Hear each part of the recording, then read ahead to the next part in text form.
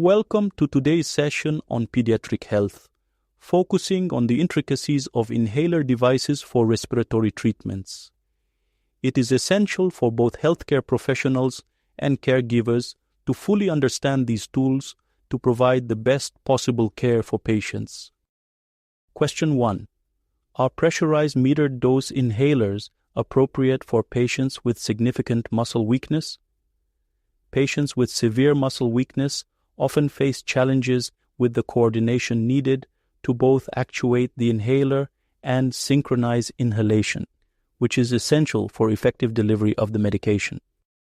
Can dry powder inhalers function efficiently without the use of propellants?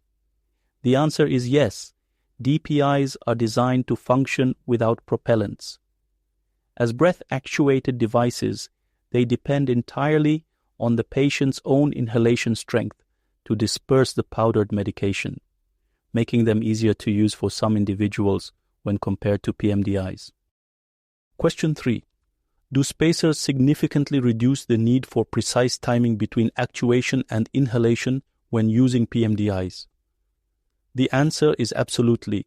Using a spacer or valved holding chamber with pMDIs significantly reduces the necessity for precise coordination between actuation and inhalation.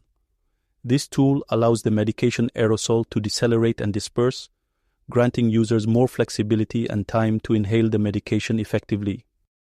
Question 4. Are patients who cannot generate high inspiratory flow rates likely to find DPIs ineffective? The answer is yes. DPIs might be ineffective for patients who are unable to generate high inspiratory flow rates.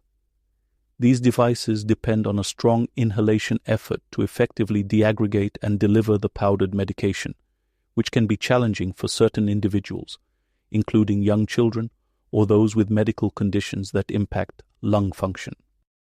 Question 5. Does the use of a pMDI with an added spacer result in fewer adverse effects compared to using a jet nebulizer? The answer is yes.